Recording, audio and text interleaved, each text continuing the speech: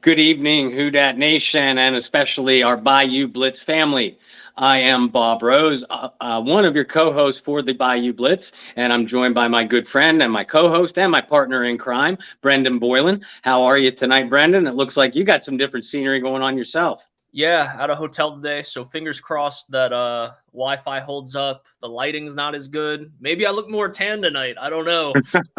Since I don't have my LED lights with me, I made sure to bring everything else. But no, everything's great. We got a lot to get to with the New Orleans Saints. They play football this weekend, and that's always an exciting thing. We're starting to get to that time of year, except I know at least down here, Bob, the weather doesn't tell me it's that time of year. It's 100 degrees in Virginia today, and it was burning up. We're actually, and sadly, I like my background scenery a lot better last week. Even though I had fireworks in the background, I still had the ocean and sandy beach. But sadly, I'm back home in Pittsburgh, and we're getting a little bit of a taste of mild fall weather. At mid 70s, so I guess that's good football weather. But for a beach bum like myself, for me, these poor football players would be playing football in 90-degree heat while I'm basking on the beach. That's my idea of a perfect life. But we are indeed getting ready for football. It's finally almost here for real. But the fact that our New Orleans Saints are finally going to be playing a team in a different colored jersey and different colored helmet, I think it's that point in the training camp, and you can hear it in the players' interviews. They're getting a little bit testy, going after each other day in and day out, especially as physical as this Saints training camp is so far. So, when they lace it up for real, to travel to play the Houston Texans this Saturday night, I'm looking forward to seeing what this Saints bunch, is going to come out of the gates with their preseason opener. Absolutely. Absolutely. Now, I'll trade you 100 degrees for 75 any day. I'll just put that on the table. But lots of Yep. Saints news this week, lots of things coming out of training camp. But I do want to start with this because a favorite player of you and I, Sam Mills, finally gets into the Hall of Fame. Very long overdue. And we saw Ricky Jackson was there with the bus. Jim Mora was there. Just a lot of Saints history was out in Canton, Ohio, over the week, and just want to take a second to the late great Sam Mills. Congratulations! I know he's looking down and he's going, "What took so long?" But he finally made it, very rightfully so, and I can't wait to get to Canton and see everything on display now. Oh yeah, and I agree with you. Sam Mills, he could arguably go on the Mount Rushmore, of all-time Saints greats, and he certainly deserves his place in the Hall of Fame. Now Brendan, and anybody that follows me knows too. I'm on the bandwagon. Put Pat Swilling in the Hall of Fame. There is no more egregious error, by the NFL and the Hall of Fame committee than to leave Pat Swilling out. And I know, I've spoken to Pat many times, so I know for a fact that it irritates him too. And I know, it irritates Ricky Jackson that it took so long for Sam Mills to get in, and is taking, well overdue, for Pat Swilling. But unfortunately, this is Pat's final year of modern era eligibility coming up. And he's been overlooked already so many times that I think, for all you fellow fans of Pat Swilling and the Dome Patrol, I do believe that we'll see Pat get in someday, but it won't be this year. So therefore, it'll happen as a senior committee member, which is, like I said, it's highly disrespectful of a player with Pat Swilling's accomplishments, and what he meant in the modern era of pro football. Absolutely. Absolutely. Sticking with some other non-football news, if you will, in terms of the training camp, Saints fans, you can go ahead. I know a lot of you pre-ordered your Honey Badger jerseys, but you officially have a number. So hopefully you guys ordered the right number. He is sticking with number 32. Number he's worn with the Chiefs and now with the Saints. So go ahead if you haven't already. You have your number, go lock it in and get your jerseys so they're here in time for week number 1.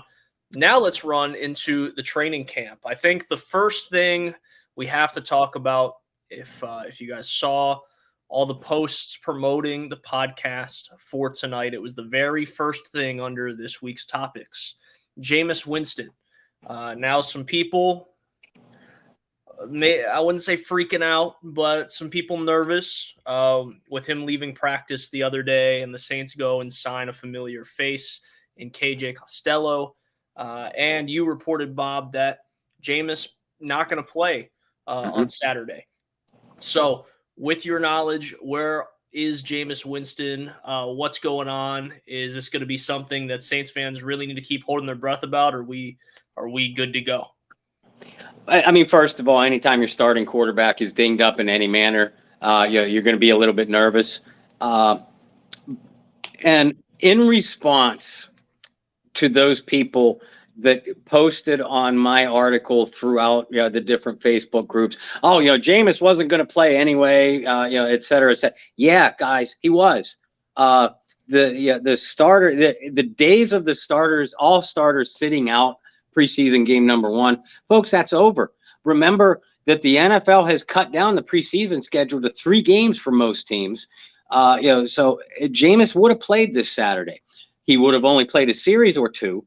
And I don't think it's a big deal. Let me rephrase. It's definitely not a big deal that he is sitting out, because he has been getting good reps in camp, working up the chemistry with his receivers and running backs, which is what you want to see out of your starting quarterback and skill position players.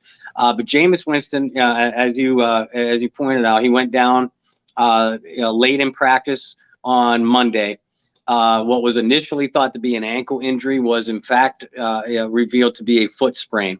The reality is, just in listening to Dennis Allen and our own boots on the ground guy, John Hendricks of the Saints News Network, if this were a regular season game, and certainly if it were an important game or a playoff game, Jameis Winston would probably suit up. But it's the right decision to sit him out. Otherwise, it would have been an unnecessary risk that you take with your starting quarterback. But make no mistake, the plan was for Jameis to play a series or 2, and we'll see a lot of the Saints starters, unless they are resting an injury. We'll see a lot of Saints starters get a little bit of action on Saturday against Houston. Having said that, it's not a big deal that Jameis is sitting out. The injury itself doesn't seem to be a big deal. They're just going to give him a few days extra rest.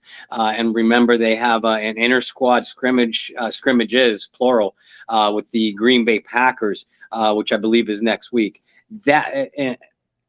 Workouts like that's what's more important for Jameis Winston to be healthy and ready for. So if he misses any of those workouts, then I'll be a little bit concerned that the foot injury is maybe a little bit more serious than what they're letting on. Otherwise, I'm going to take it at face value and just think that they're resting Jameis out of precaution, which again, in my opinion, is the right thing to do with him. Absolutely. And we're hearing that it's a day-to-day injury.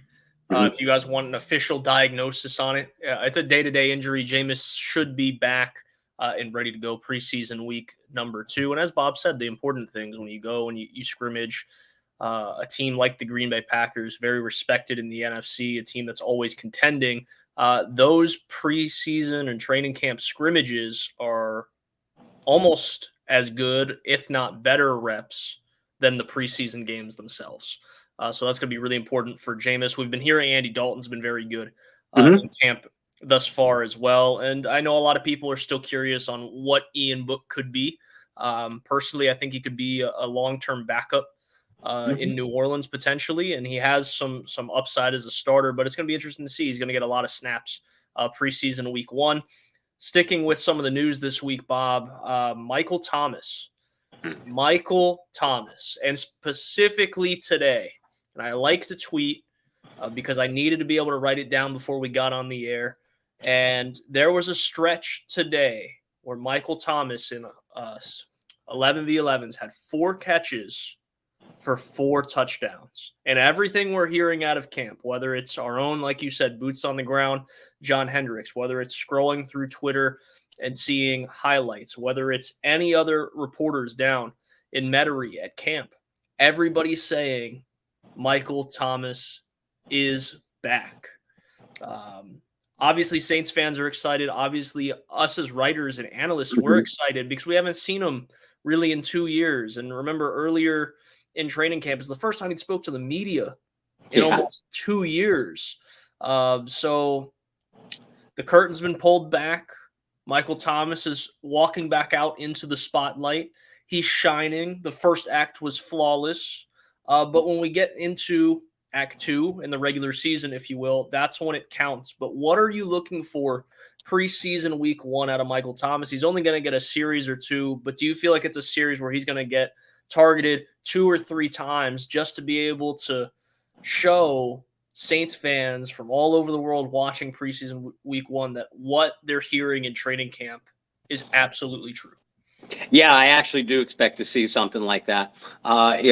If we're right, and that the starters or top line, we'll call them top end players, are going to get a series or 2.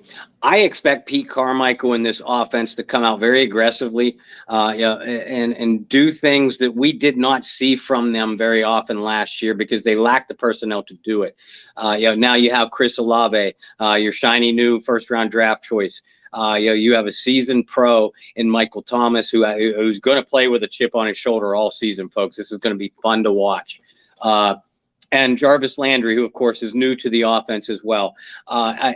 If I'm Pete Carmichael, I design a game plan to come out very aggressively, throwing the ball all over the field, not down the field, but just utilize all these weapons in the passing attack for 1 or 2 drives. If I do that, then I'm going to see what I want to see, and I can sit those guys and get them ready for the next scrimmage against Green Bay. But obviously, if that is correct and they're going to throw the ball, Michael Thomas is going to be a big part of that passing attack. Listen, with the other skill position players, I don't look for him to be another 140, 150 catch guy. But he is still that talented. He is still the alpha male of that Saints receiving core. So the bulk of the receiving targets throughout preseason, and certainly once the games count for real, I think are still going to go to Michael Thomas. And I think we're going to see a reflection of that on Saturday. Well, and keep this in mind, too, for the people that have discounted how great Michael Thomas is. We've certainly heard about the routes. That's the top thing. And you and I have both came out publicly and said, of all the route tree runners in the NFL, he might be at the top of the list. He runs that route tree better than just about anybody. But the other thing has been touchdowns. Now, you just made an interesting point saying the reception numbers might go down, but Michael Thomas has never had a double-digit touchdown season. Right. With the weapons around him, I could see some give and take, Bob, where, yes, you might not be getting as many catches, but you might be finding more of those receptions coming in the back of the end zone. So I think there's going to be a give and take with Michael Thomas. I think he's certainly a guy that's going to end up proving to be one of the top receivers in the league again. And fantasy football wise, I think we've talked about this before. That dude's going to slip in fantasy drafts. If you haven't already had yours, which I'd say probably 80% of really serious fantasy players have already had their drafts, which personally I think is silly because injuries happen in the preseason. Always draft late. But I had a whole piece on Michael Thomas on Saints News. If you haven't read it, go look it up. I think Thomas is going to be a guy that gets drafted anywhere between receiver 20 and receiver 30. Yeah. You're going to get some great value out of Michael Thomas this year. Bob, I'm telling you, I can't escape it now. I can't escape it.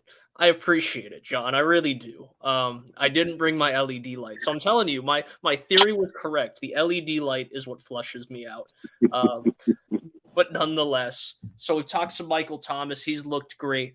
Jameis Winston's going to be healthy and ready to go, hopefully for preseason week number 2.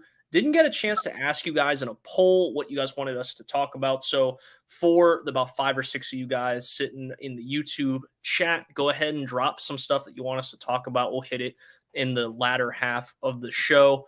Well, listen, our friend Gypsy Quill came to me with a request, and I apologize, Gypsy. I don't remember whether it was yesterday or today.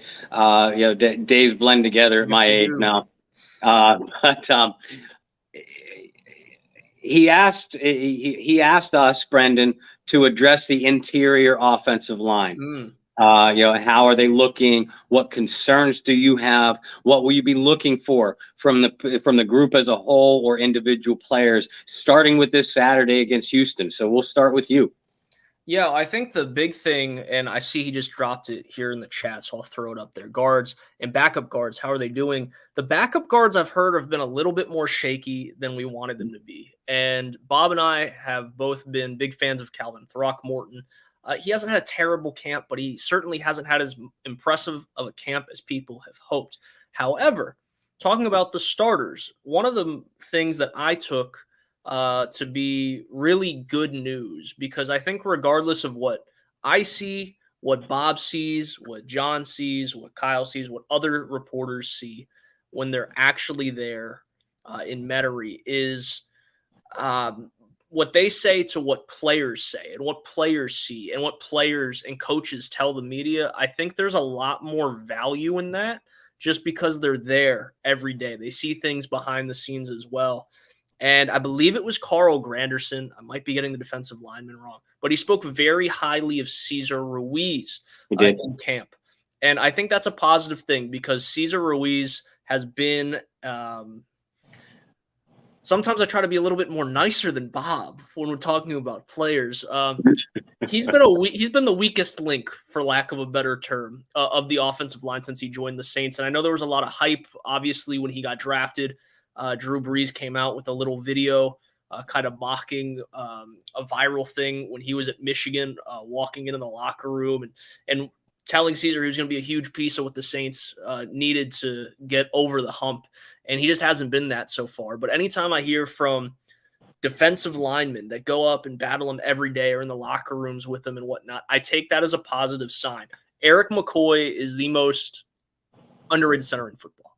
Right. Mm-hmm. I think we got posed this question last week, Bob, is if we had to pay someone, I think it was Kyle who asked us this question. If we had to pay, whether it was McCoy, CJ Gardner-Johnson, a couple guys, I think we all agreed that Eric McCoy is the guy you got to pay because of how vital he's been and how good he's been. And I think the Saints front office deserves a lot of credit for that.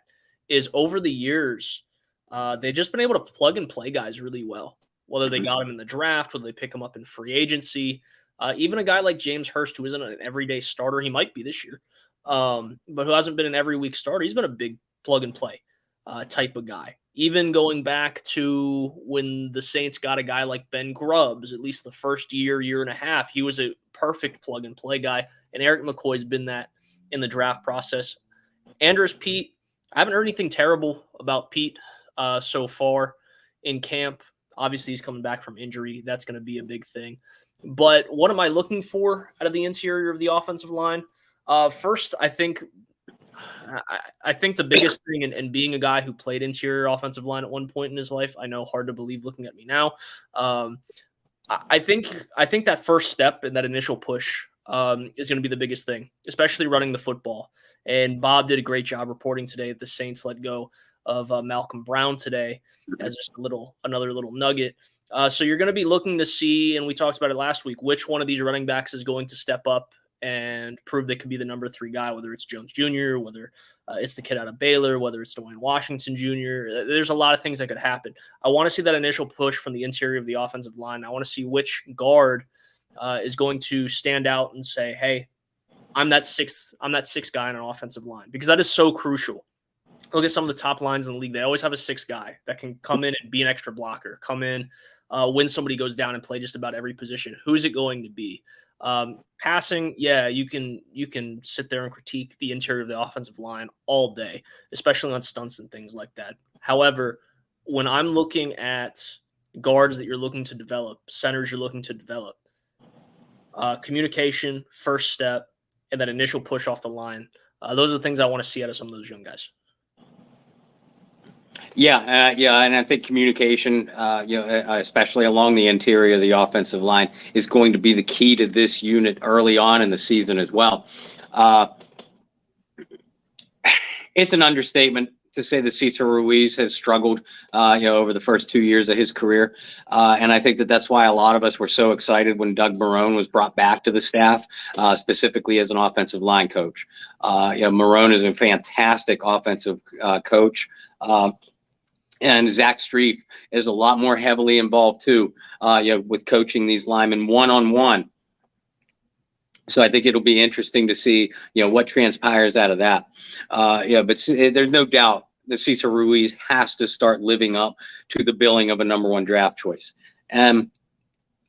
The backup offensive line, with the exception of Landon Young, who has had a terrific camp, but Landon Young's been getting a lot of starters reps. But with the exception of Landon Young, the rest of those backup offensive linemen have really struggled. And I'm including Calvin Throckmorton in this.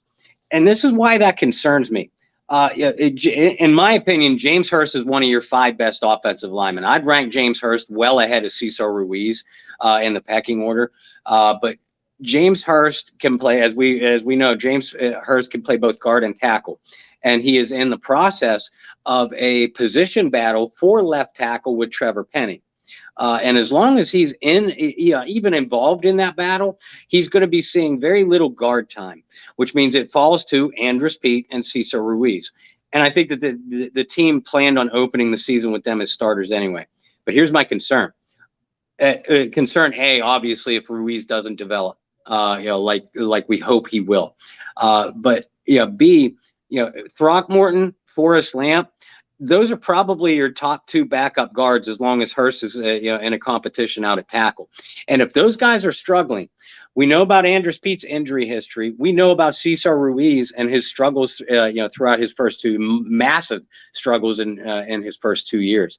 If Throckmorton or Lamp aren't guys that you can turn to, then what are you going to do if Ruiz struggles? What are you going to do, not if, but when Andres Pete gets hurt again?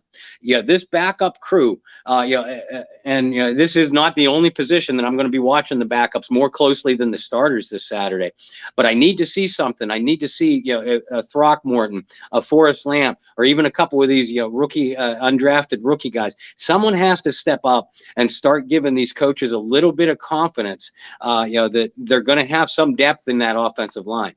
Because, Brendan, you and I have pointed out several times last season, about the shuffles that the Saints had to undergo up front and why that directly led to their offensive struggles. We know about the passing game woes. People forget that even though the Saints rushed the ball a lot and they picked up a lot of yards, they only averaged 28th in the league in yards per carry. So that's that interior push that you're talking about wanting to see on Saturday. Alvin Kamara and Mark Ingram, they're both cutback guys. They're one cut and go. Well, if your interior line doesn't get that push, those running backs don't have cutback lanes to take advantage of. They're just kind of plodding straight ahead, putting their shoulders down and pushing forward to see what they could get, just by leg drive. And that's not the sign of a good rushing attack. So this offensive line in general, but specifically these backups, they really need to show us something on Saturday evening against Houston. Absolutely. And I'm glad you said that and reiterated the fact that some and a lot of the Saints struggles last year offensively really came from the shuffling of the line. I think a lot of people are very quick to say, well, hey, the Saints had 4 different starting quarterbacks, and hey, the Saints didn't have Michael Thomas, and they didn't have this and they didn't have that. The old philosophy in drafting goes, inside and out, right? You draft inside and you go out to the skill positions. And the Saints have done a really good job of that over the years. But when, you got to take that philosophy of drafting and put it in terms of your strong suits as well. If you don't have a strong offensive line, you're not going to be able to get outside. You're not going to be able to create lanes for your running backs. You're not going to give your quarterback time to hit those receivers, whether it's your 4th string quarterback and your 4th string receiver. It doesn't matter. Even if it was your first, they're not going to have time for a lot of that. So, I think that the offensive line is a huge reason, if not the biggest reason, for the Saints' struggles last year. So I want to see some improvement. I want to see some health. I think that's the best thing, right? Being healthy is your best ability, right? Yeah. So we definitely got to see that out of New Orleans. I want to stick with it just because I really think this is an interesting question, and it's a guy that's been really talked about so far. So what are our expectations for Alontae Taylor this season, and particularly with the potential conflict with the contract negotiations for Gardner Johnson? He hasn't threatened to hold out of the regular season. He has said he's going to limit himself in training camp. What do we think about Alontae Taylor, a draft pick that confused a lot of people, but definitely brings the versatility to play a Gardner Johnson or a PJ Williams type role with the Saints defense? What have you liked so far in training camp, and what are your expectations for him as a rookie this year? I like how physical a player that Alontae Taylor is, and he actually fits the perfectly fits the prototype of a Chris Richard defensive back. Chris Richard, for those who don't remember, was the defensive back, was the secondary coach and then ultimately the defensive coordinator of the Seattle Seahawks during their Legion of Boom era. And the Legion of Boom had what? Big, physical, athletic, aggressive corners. And Alontae Taylor checks off all of those boxes.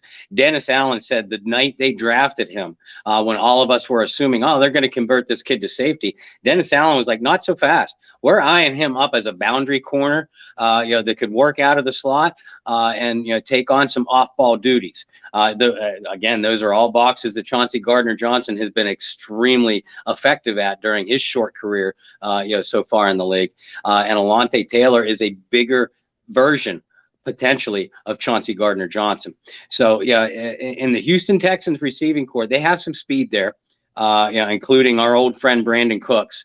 We don't know how much the Texans starters are going to play, but you'd like to see your projected top defensive backs go against the opposing's projected top receiving corps. So as long as Cooks and Nico Collins and Pharaoh Cooper, another guy with great speed, Houston starters are probably going to come out in some three wide receiver and other multiple wide receiver sets. I would expect Alontae Taylor to be involved in those nickel packages. And perhaps open the season as a starter because, again, Marshawn Lattimore is not a guy that necessarily has to play. So maybe, Lattimore is a guy that's only going to be out there for a series at the most. Maybe not at all. Maybe he is one of the few guys that you do sit all together. And if that's the case, you want your second-round draft choice, Alontae Taylor, in on those starting Texans wide receivers. And Alontae Taylor is also a guy that I would expect to see play deep into the game. If I'm Dennis Allen, co-defensive coordinators, Richard and Ron Nielsen. If I'm looking at Alontae Taylor contributing in multiple positions, then I'm going to play him in multiple positions during the preseason games. The scenario works out where, like I said, you open the game with Alontae Taylor as, if not starting, then certainly among your starting package of nickel defensive backs. Then later on in the game, that's what I'm going to, because he did play outside cornerback at Tennessee, so it's a position he's familiar with. I'm going to then, as the game progresses, start to work him into positions that he's learning and been developing at during training camp. An off-the-ball safety, a slot guy, things like that. So Alontae Taylor, I would not be surprised to see get a load of snaps this Saturday evening. Well, sticking with that, let's talk about Chauncey Gardner-Johnson, because it was an interesting topic more so last week.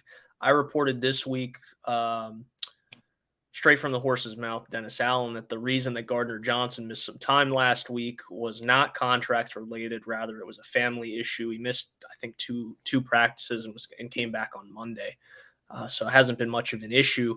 But for a guy like Gardner-Johnson, who has quickly become a fan favorite with his energy, his tenacity, and I'll throw it right up there with the shy Tuttle stiff arm on Matt Ryan, that now infamous photo of Gardner-Johnson getting to the face of Tom Brady. I think that's one that's going to live with Saints fans for a long, long time, regardless of what happens with Gardner-Johnson and his contract situation. However, for a guy that's such a fan favorite, he's never been a Pro Bowler.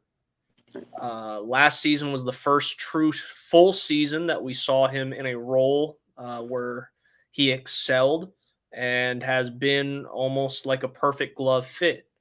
For a guy like that to potentially hold out of camp, and from what I'm hearing, demand not top market value, but some pretty high market value, should the Saints really sit and consider trading or moving on from Gardner-Johnson this season? It's a little bit of a way too early, Bob, but I like talking about things like this. Yeah, sure. Yeah, because it gets controversial. Listen, a short answer to your question, absolutely not. Because even if you're Mickey Loomis and you think that you might have a hard time re-signing Chauncey Gardner-Johnson, either because of the money or the general contract demands, whatever the case may be, he's still a very valuable member of your team this year.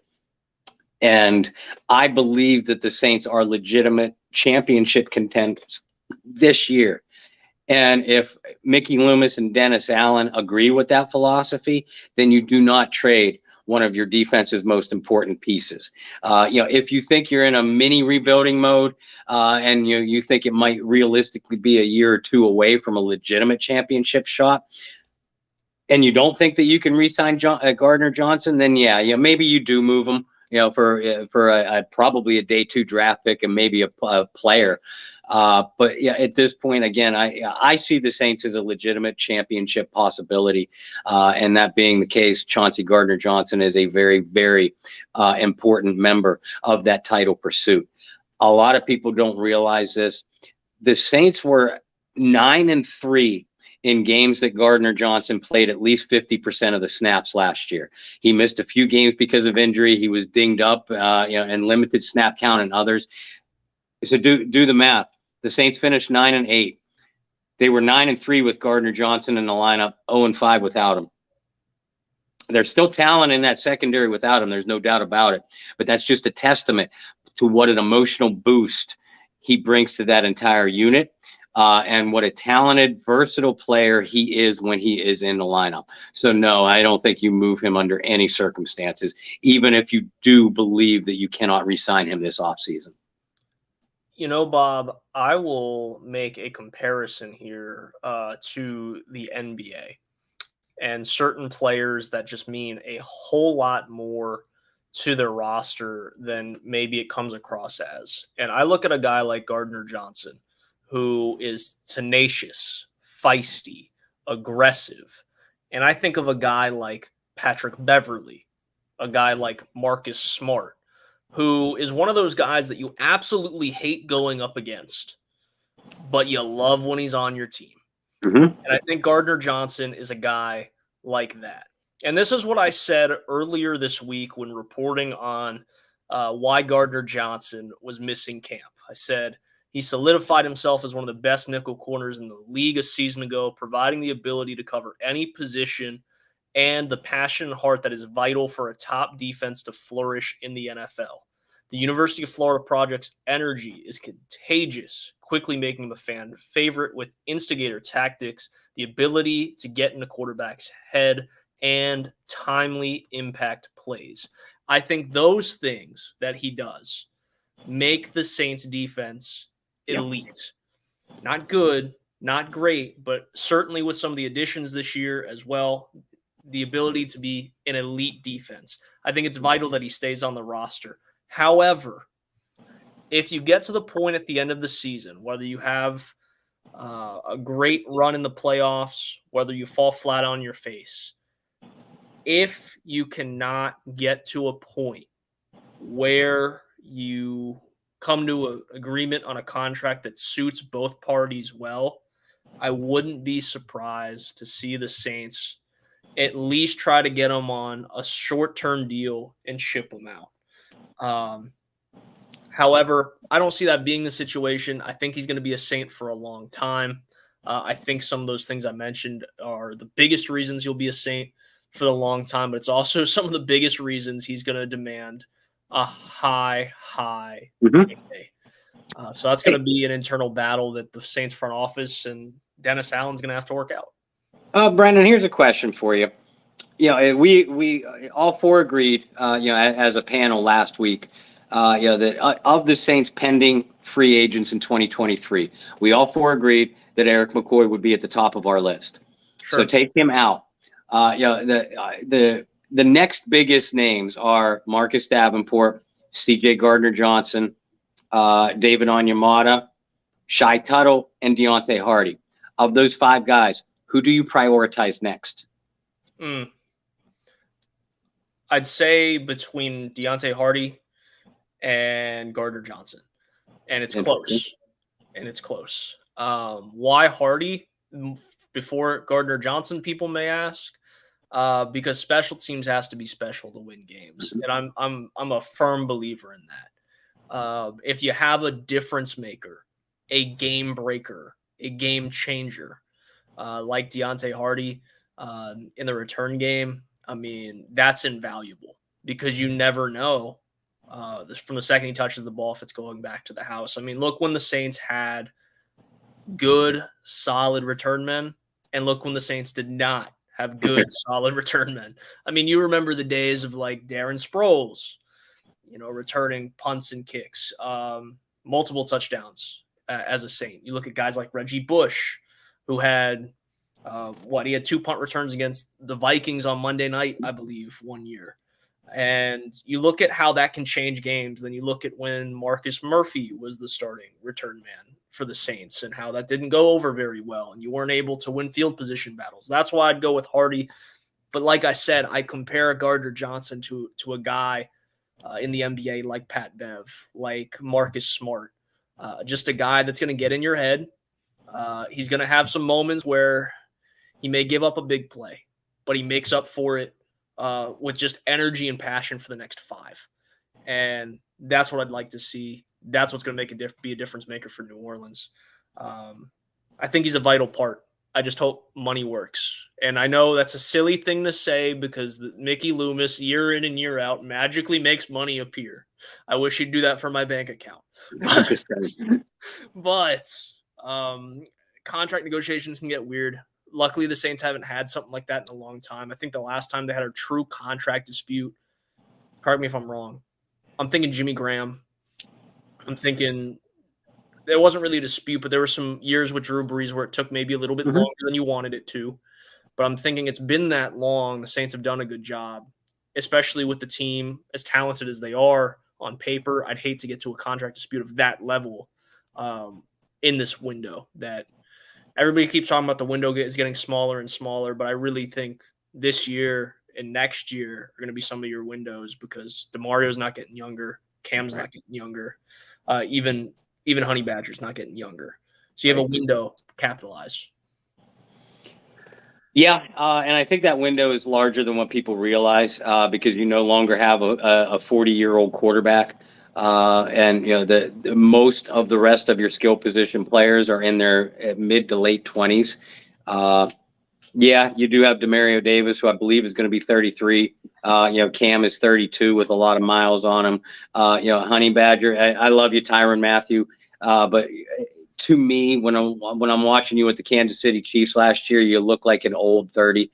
I still believe that Mathieu is an athletic upgrade over Malcolm Jenkins, but that's why I think that the Saints should prioritize Chauncey Gardner-Johnson, maybe even over a Marcus Davenport or a Deontay Hardy. And I love both those players. But you bring in Marcus May. You don't know what he is going to be able to give you immediately because of he's recovering from an Achilles injury. And Tyrann Mathieu, I guess to put it more politically correct, Tyrann Mathieu has a lot of miles on him for a 30-year-old player. Chauncey Gardner-Johnson already being an emotional spark plug. You compared him to an NBA player. I've compared CJ to a hockey instigator, a guy that just gets the other team, the other squad all riled up, but still talented enough to score 20 to 25 goals a year for you. But an NBA comparison, your comparison make a lot of sense too. I thought you were initially showing my age. I thought when you said NBA, I thought you were going to Dennis Rodman comparison. Yeah, that's a good one too, though. But I love Deontay Hardy. I hope he stays a Saint forever. I'm afraid that when contract negotiation time comes, that Deontay is going to want to be paid like a number 2 receiver, and he's not going to get that in New Orleans. Marcus Davenport. I agree with what you said, John Butler. Marcus Davenport stays on the field for even 14 games. He's a double sack. He's a double-digit sack guy. But they have some depth up there. on defensive line, even with Cam's years in the league. They have some depth there. So if Davenport demands top money, at that point, I think you could get a player like Chauncey Gardner-Johnson for a cheaper yearly average than you can an edge rusher like Marcus Davenport, because we know what edge rushers are getting paid. Now top tier cornerbacks get paid top dollar too, but I think even Chauncey Gardner-Johnson will admit he's not a top tier pure cornerback. He's a versatile safety, top tier slot cover guy who can cover the boundary corner. Just that guy that could literally fill in and give you starter snaps at every position in the secondary. And it's that versatility why I would prioritize Chauncey Gardner-Johnson, second only to Eric McCoy of this upcoming class of free agents. Well, you talked about depth at defensive end. This is one thing that we're talking about week in and week out on this show. So let's talk about it one more time. Who steps up in the linebacking corps? Just injuries early on, right? Those are the worst ones to see when you see guys go to IR, especially rookies. And the Saints' fifth round? Fourth round? Fifth round. I was right the first time. Never second guess yourself, Bob. They taught me that in school. I didn't listen. But Jackson's going to miss the whole year. And he went on IR a couple days ago. I believe Bob reported that as well. And they brought up back an old friend of yours in Chase Hansen. And there's a lot of questions at linebacker. And I think the first thing, and I want to address this right out the gate because we talked about it our first show with Jordy, we were still talking Quan Alexander. And a lot of people have came out and said, well, if the Saints just signed Quan Alexander, we wouldn't be in this mess. The biggest reason Quan went with the Jets was because he was going to be guaranteed starter snaps. To where in New Orleans, he was going to be playing behind Pete Werner, DeMario Davis. He still would have got very important snaps, but especially for a guy like Alexander, who has had some injury history, is now in his late 20s, and this might be the last true chance to get a contract and earn some starter snaps and prove that you still belong as a starter in the league. I don't blame him a bit for going to New York and giving it a shot. Would you like to come to New Orleans and, like Bob said, potentially compete for a title? Yes. But at this stage of your career, is it probably more important to save the longevity of your career and try to play as long as you can by going and signing a one-year deal to prove you can still play in the league? Yes.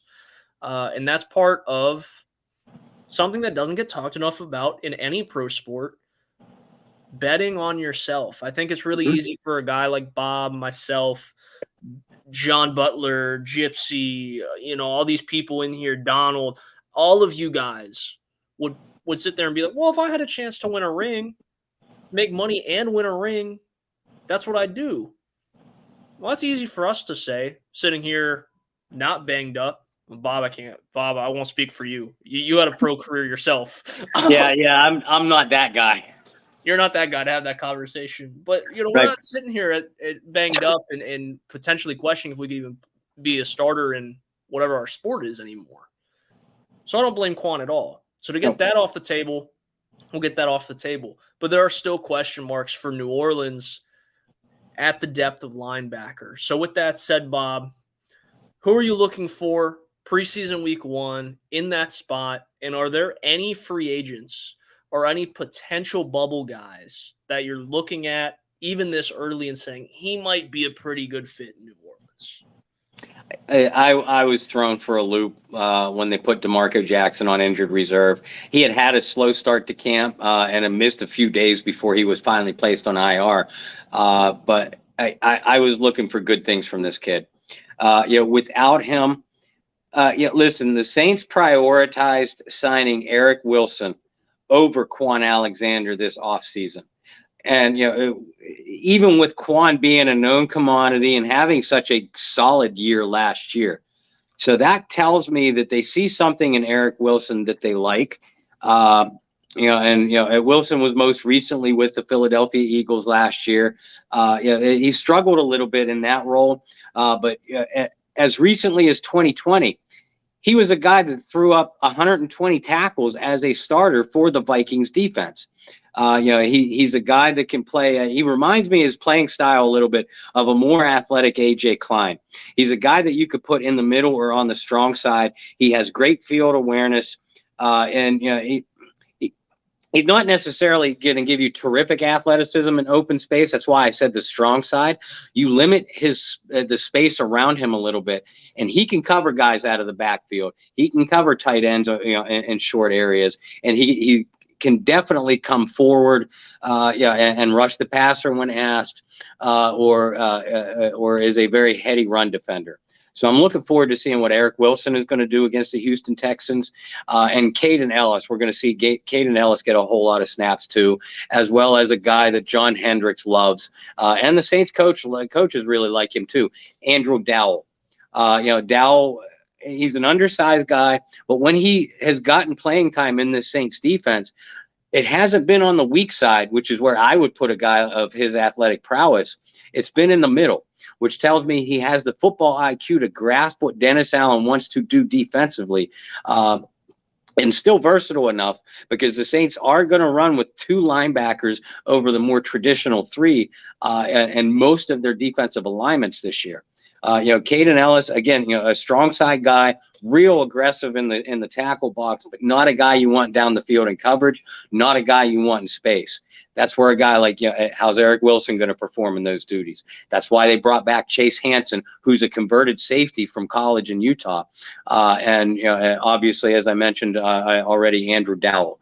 So those four guys, along with Zach Bond, is going to be given a shot at a lot of reps, this Saturday against Houston, and dependent on how they perform. I mean, you know what you're going to get in DeMario. You know what you're probably going to get in Pete Werner.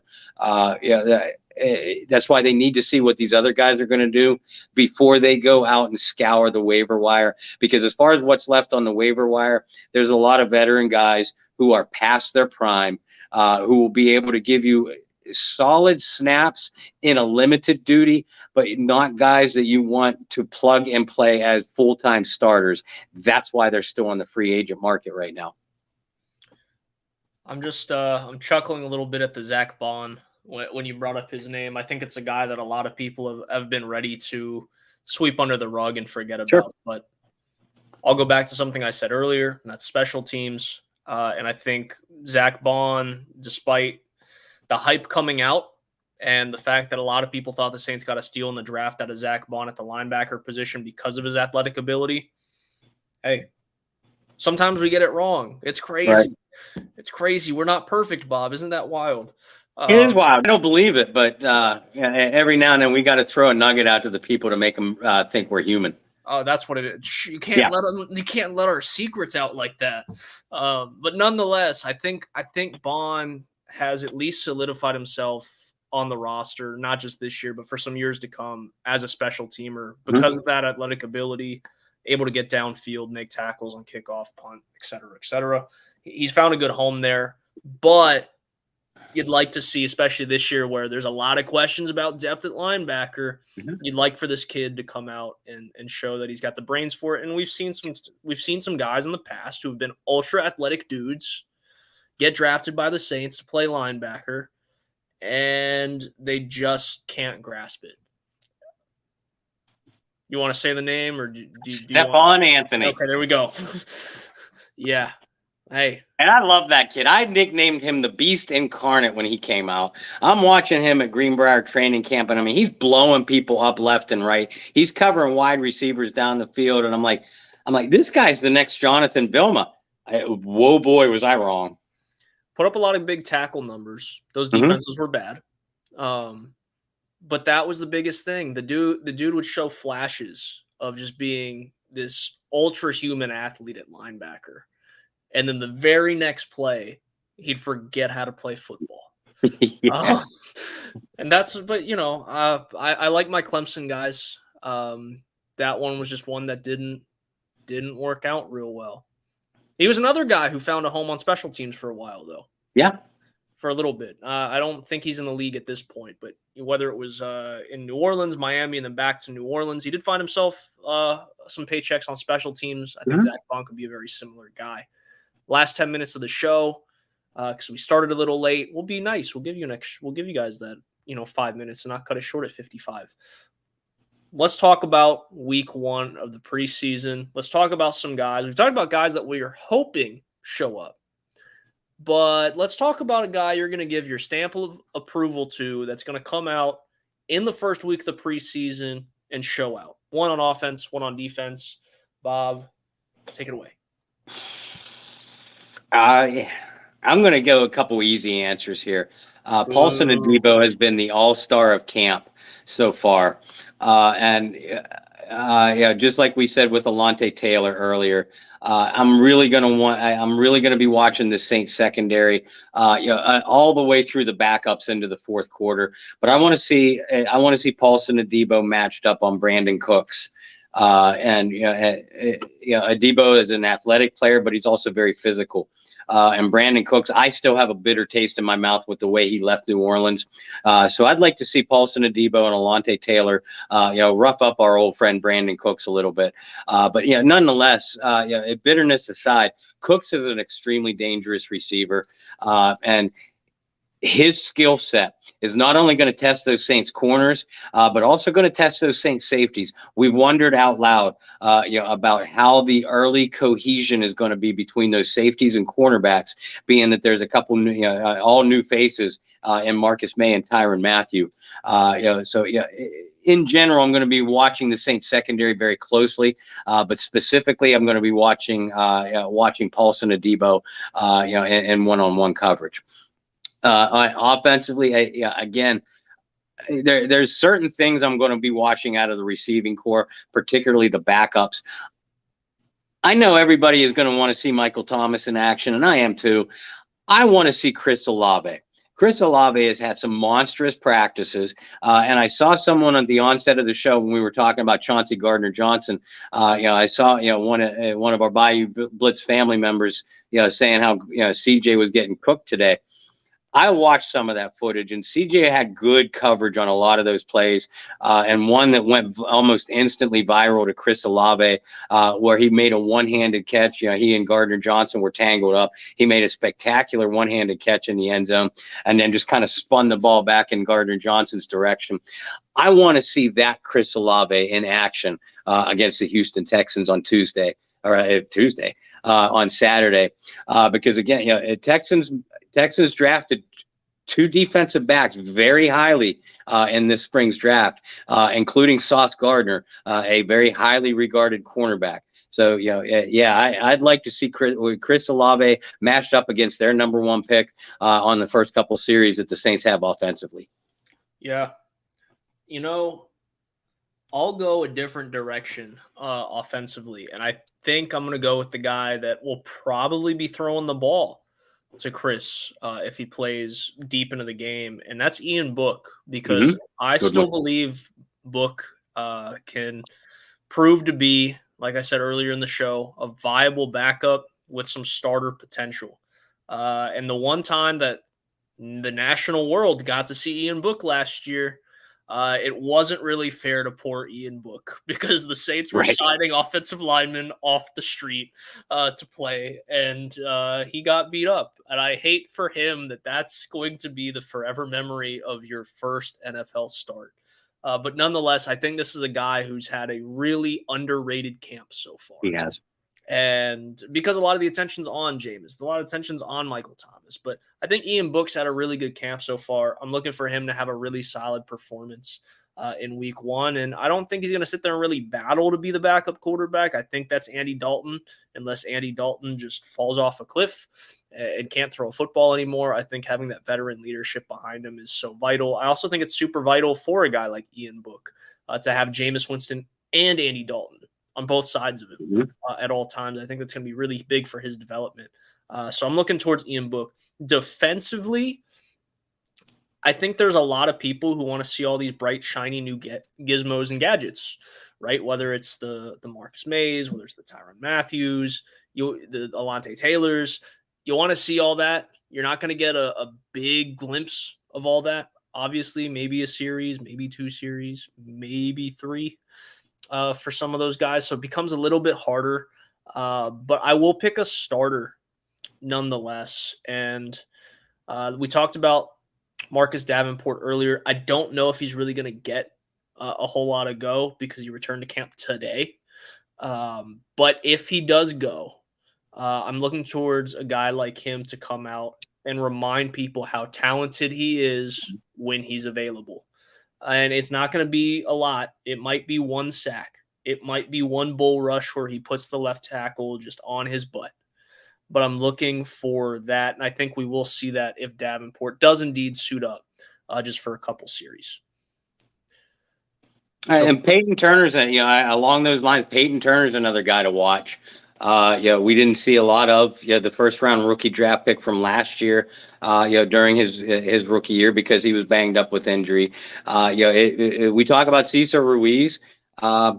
Peyton Turner's another first round pick. That really has to show his value. I think you're right on the money with Ian Book. We already mentioned, both of us, that we're going to be watching the backup offensive lineman closely. And I think it goes without saying that Alvin Kamara might see a snap or 2 before his night is done. And after that, just like you and I have been saying all off season, guys, the Saints are going to want to take a look at these young backs before they shift into desperation mode and either trade or sign another proven running back. Now's that time. Now's the time where Tony Jones, Abram Smith, Divino Zigbo, or even Dwayne Washington, one of those guys are going to have to start stepping up as offensive producers now. The earlier one of those guys step up, the less desperate the Saints are going to be to bring in a proven back behind Kamara or Ingram. So watch these running backs very, very closely on Saturday. You read my mind. I was going to say, who are we looking for in the third and the fourth quarter? What should keep people glued to the TV? You said running backs. I'll stick it with it offensively. I'm going to get laughed at. I'm going to say Kevin White because sure, it's a guy who is literally fighting for his NFL life. Mm-hmm. And for every boneheaded mistake he makes, whether it's in practice or in a game, he has an incredible catch. He has an incredible moment. And I'm waiting to see how many more incredible moments he can have before the Saints eventually just cut ties or he finds a way to make it onto the roster. It's a guy I'm rooting really hard for. You never want to have somebody, you never want to see people labeled as a bust, especially for the way his career happened, because it wasn't all his fault. You can't help getting hurt, right? I'm really rooting for this kid. That's the reason I'm going to be other than the fact that, we have a job to do. We got to report. One of the reasons I'm going to be tuned in late into the game, I want to see if Kevin White can at least show up, make some plays, and really fight for his NFL life. See if that hunger is within him to fight for his NFL life, because I really think this is the last shot for him. And I agree with that. This receiver battle is going to be a legitimate war all the way through training camp and all 3 preseason games. We know Michael Thomas, Chris Olave, Jarvis Landry, they're going to be your top 3 guys. Deontay Hardy is going to be is solidified with a roster spot because of his return abilities and the fact that he's such an underrated route runner. And my favorite guy, Traquan Smith. If the Saints had to line up for game number 1 against Atlanta right now, I'm afraid that Traquan Smith is going to be your 4th wide receiver because he has had a strong start to camp. But can any of these guys overtake him? Marquez Callaway has been extremely quiet, which does not bode well for him right now. Can a Kevin White resurrect his career? K'Wan Baker and Aesop Winston are both having great camps, as is Kirk Merritt, according to our John Hendricks every day. Can one of these guys step forward? Not only as receivers, and they'll get their chances in the third and fourth quarters, but they'll also have to make plays or be contributors on special teams. So, kickoff, punt coverage, those are areas to watch for those guys, those names that we just mentioned, folks, because that's how they're going to make the squad. Every single year, people wonder, Divine Ozigbo, and Darius Victor, another running back a couple years ago, are great examples. They were very, very good backs in preseason. Then they got cut at the end of preseason, and people were wondering, well, why did that happen? They were so good. They didn't play well on special teams, or they didn't play at all on special teams. These guys, the Kirk Merritts, Aesop Winstons, those other guys, the defensive guys that we mentioned, Justin Evans, Daniel Sorensen, those guys are going to have to make plays on special teams to stick around as well. So, watch all three facets of the game, especially through the second half of this football game. Last note before we give you guys our farewells and how to follow us is sticking with your guy, Traquan Smith, and kind of mending the two things you just said about importance of special teams, what to watch in the third and fourth, and Traquan Smith. Why does Traquan Smith continue to be a factor and be on this roster? In my opinion, he's a really good blocker at the receiver position. I think that's one reason he's made the team. Yeah. Two, despite some of the frustrations, he makes plays. And I think I came up with the stat last year. Okay, well, here, I'll throw a stat at you. It's not going to change your mind, but I'll still throw it at you anyway. Going into last season, I'm sure it stayed the same from last season because Saints receivers didn't perform that well. Since Michael Thomas was drafted in 2016, Traquan Smith has the second most receiving touchdowns of any receiver that has played for New Orleans from 16 to 22. I think that should say something. I could counter that with about 5 different statistics sure. that say otherwise sure. About his productivity. The top one off of my head, Traquan Smith has had one game of over 70 receiving yards in his last 25 outings. Now, if you're a third or fourth receiver, that's no big deal. But this is a team that was starved and desperate for a playmaker at the position, for the last year and a half since Michael Thomas has been out with that ankle injury. Traquan Smith has had multiple times to grab a hold and secure that number 2 spot, and he couldn't do it. To me, he does not belong on an NFL team as a wide receiver. I respect his blocking ability. He can get downfield when on a trick play or when a certain play or scheme is designed specifically for him. And I will agree with you. He is valuable near the red zone. Because of his height and his leaping ability. He's not a physical receiver. He cannot consistently get separation. So I don't care that he's making plays in camp. To me, I have seen enough regular season Traquan Smith disappointments over 4 years to convince me that the Saints need to go a different direction, even as a number 4 or 5 wide receiver. But guys, I'm not the one making the cuts for this personnel squad. So Bob's rooting really hard for Kevin White too, for different reasons. But with all that said, I think the biggest thing to watch late in these games is going to be not the touchdown, right? It's not going to be the guy who picks up a first down late in the game. It's going to be the little things. It's going to be, does that receiver go to the third level and try to block a safety?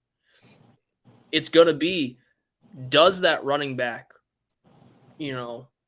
read a blitz and make the right pickup to give your quarterback another half second? Defensively, it's going to be that defensive lineman that goes, and we hear it all the time, and it sounds simple, but it's going to be that defensive lineman that goes, I can't get to the quarterback. Can I get a hand up and get a hand on the football? Mm-hmm. It's going to be those plays that separate these bubble guys. So definitely look out for that. Look for the little things that stand out on tape. For a guy like me that, like I said earlier, played offensive line, I'm looking, can those guys get to the second? Can they get to the third level? And are they willing to give everything in a meaningless football game to get to that second and get to that third level? Those are things to definitely watch out for. Bob, before we let the people go, any final thoughts, and where can people follow you on the World Wide Web? Guys, Bayou Blitz family, you've been great. As usual, Brendan and I both both encourage you to be extremely interactive, with us, not only during the week leading up to the show, but during our show itself. Promote this, retweet it, share it through Facebook, tell your friends, tell your family, tell other Saints fans, build this show up, because this is your show, where your figureheads. We'll be the face of what you're trying to do, but we're all trying to make this the nation's biggest New Orleans Saints, hell of Saints, the biggest NFL podcast out there. We need your help to do it. But yeah, nothing but love, respect, and appreciation for what you've been doing and what you've been to us so far. Just keep it up. Let's make this a family and a team effort. As far as me, all my articles, thoughts, musings, etc. I can be found on Facebook, just under Bob Rose, over on Twitter at BobbyR2613. Listen, there are loads and loads of good, solid Saints Facebook groups, but we do have our own Bayou Blitz Facebook page as well. So if you aren't already a member of that, please, do so. Invite your friends, invite your family, invite your other Saints, Saints fans as well, because that's where we'd like to initially stream everything that we do. But we're arm in arm with a handful of you Facebook groups out there. So if you are an admin of one of those other Facebook groups, promote your stuff in the Bayou Blitz page, and vice versa. Again, let's make this a family affair. Retweet our work on Twitter, follow me, follow Brendan, and follow our site.